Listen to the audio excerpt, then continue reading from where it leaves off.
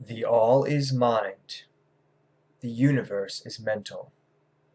So saith the Kybalion of Hermetic philosophy. I'm Wimsaur of Wimsaur.com, and today I will be going over the first of the 7 Hermetic principles, that of mentalism. The all is mind, the universe is mental. The main difference between Hermetic magic and the physical sciences is the point of view of just what matter is, to the point of view of the materialist scientist. Matter can exist in 4 stages. That of the solid, liquid, gas, or plasma. To the Hermetic magician, these things still exist, but instead of being phases of matter, they're phases of mind. The most subtle of all is mind, being called spirit. Spirit is so subtle, so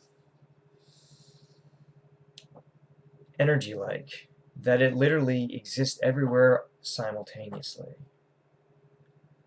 As it actually becomes slower and slower, it gradually becomes the 4 solids that we know of, and even more solid that we haven't yet discovered.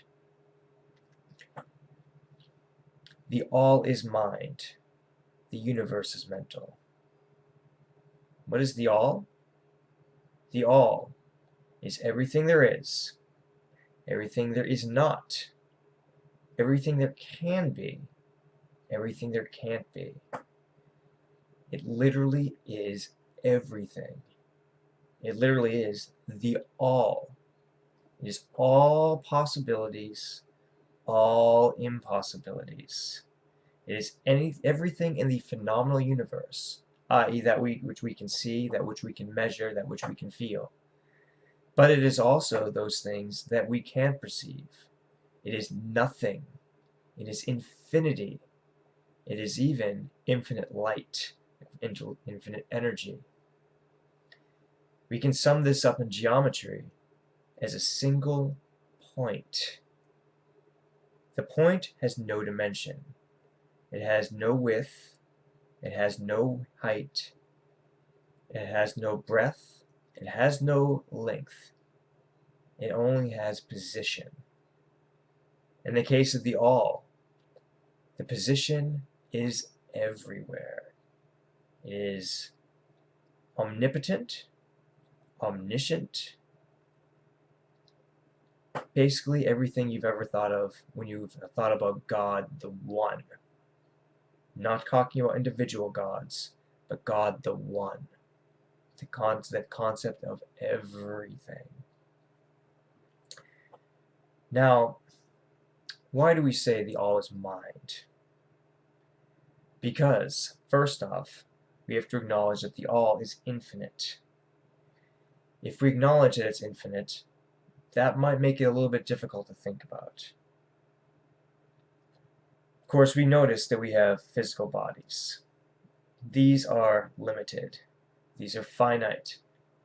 Our brains that are contained within these bodies are also finite. Now, we can make a mental leap for our minds that only appears to exist in the body. But until we can actually reach that all state, our minds are finite, and thus there are some problems understanding infinity. So we're going to have to use some analogy. That's going to come in the next video about correspondence, i.e., as above, so below. For now, however, let us simply start with the premise that the all is everything. Now, let's talk the all is mind, the universe is mental. Let's start with something simple, something that we can actually do for ourselves. Attitude. Let's start with the I can't attitude. I can't pick up that weight, it's too heavy. I can't talk to this person, I'm too afraid. There are no physical laws preventing us from doing these things. I mean, if something's too heavy, I have a solution. First, don't say you can't do it. Say you can. That's not going to make the weight any less heavy. But when you start with the premise that you can do something, you can now train yourself to do it. First, you train the mind, then you train the body. So now we've trained their mind that we can lift this weight. We lift it, and we still can't. Then we go to do some weight training. We start lifting weights every day, and little by little we can actually lift heavier and heavier weights, until one day we can lift that heavy weight that we first thought we could not do. It all started with attitude. It all started in your mind. From a psychological point of view, everything exists in your mind. How? Well, how do our senses work from a physical point of view? Our eyes receive light, and they essentially change it into electrical impulses that go to our brain. Our ears hear the sound, or rather vibrations that go against our eardrum, and then are converted to electrical impulses for our brains to decode. Our senses, everything we feel, impulses to the brain. Taste, impulses to the brain. Smell, impulses to the brain. All of our five senses are external to us. We simply take them in at the level of our minds, and then we decide what to do with the impulses. Let's say we're in a busy airport or train station, a place where there's lots of noise, a lot of people talking.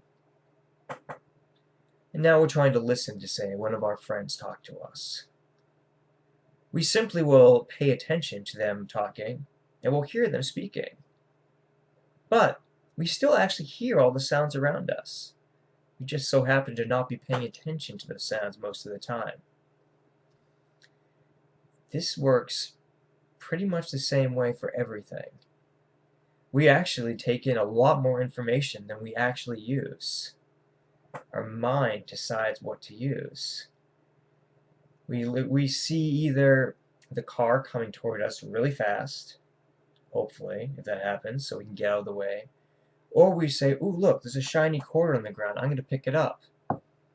Well, we probably actually saw both of those things. The sane mind will get out of the way of the car. The not-so-sane might just go for the quarter instead. If you don't like these examples, I invite you to think of better examples for yourselves. Really look at it. Really look at the fact that you are creating your own reality all the time. You choose what to pay attention to all the time. When you say, oh, I can't do this, you're paying attention to the fact that maybe in the past you haven't done it yet. But when you first learned to do things, you couldn't do them either. When you were a little baby, you couldn't walk. You may not even be able to crawl at first. But gradually, first you crawled, then you took your first step, then you took your second step. Before long, you were running. What about those of us who have learned how to ride a bike? Maybe you used training wheels at first. Maybe you thought you couldn't do it, but your dad or your mom, whoever's helping you, made you do it anyway. I had that problem when I was a little kid. I was unsure of myself. My dad made me keep doing it until I did it. And of course I did it. I know people who are afraid to drive a car, but with lots of practice and perseverance, they can now drive cars.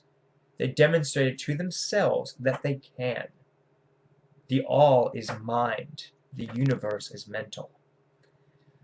You can look at it simply from the point of view of psychology of everything exists within our mind. We choose what to actually act upon. The truth of the all, however, is a little bit harder, and that might actually require a little bit of faith in your part. Or extend your common sense. In fact, I have an exercise for you folks. This is what I want you to do. Imagine that you are dead. Bodies in the ground, rotting, maybe even burned to a cinder. Dead. Now, imagine that you do not exist. That you have no consciousness. That you have no awareness. Are you able to do that?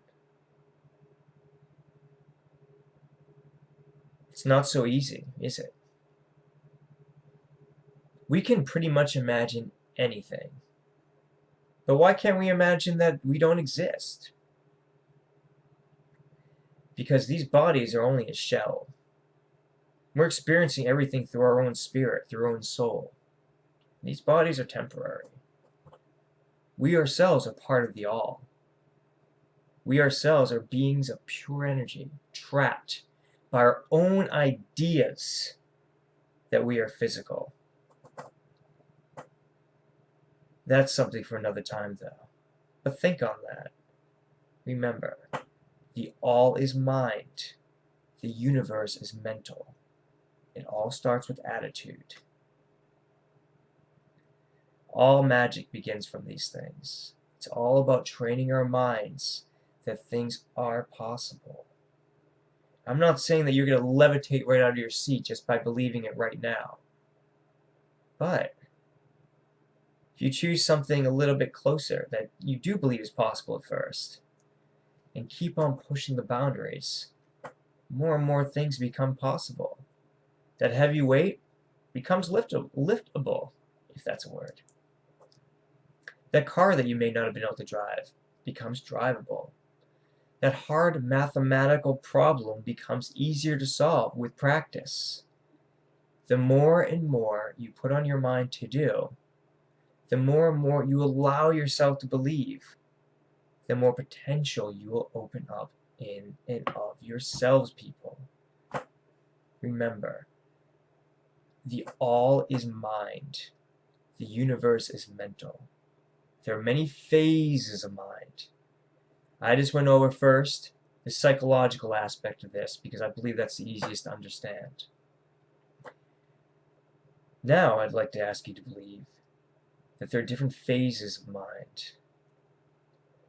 Our spirit, for instance, might be a much more subtle type of mind, more energetic, higher vibration than our physical bodies, which are still vibrating, by the way, which is a subject for another video. These are a lower vibration. Our bodies are a lower vibration, still part of a mind. All physical matter is mind. Consider that. And allow yourself to open up to that fact. Grab a crystal. Allow yourself to feel it vibrate. I guarantee you can. You just have to allow yourself to do it. Our belief determines our focus. Believe in something and give it life. If you believe something not to exist, it won't exist for you. Unless it is so far powerful itself it smacks you in the face. It's kind of hard not to believe in gravity, because the Earth has a mind too, and it believes in its own gravity. So should you. But should your belief be stronger than the Earth, gravity becomes irrelevant. All the phases of matter, again, mind. Rocks do have mind. It's nowhere near as complicated as a human mind, but it's there. Plants have mind. Plants can actually start to extend their leaves in different directions, kind of slowly to our eyes, but they will do so to gather the light. The roots may go down a little bit further if they need to get to more liquid. They have mind. Only but the complete dullard would believe that animals don't have mind. It's a lot easier to believe that, of course, if we have pets, because we can see it firsthand.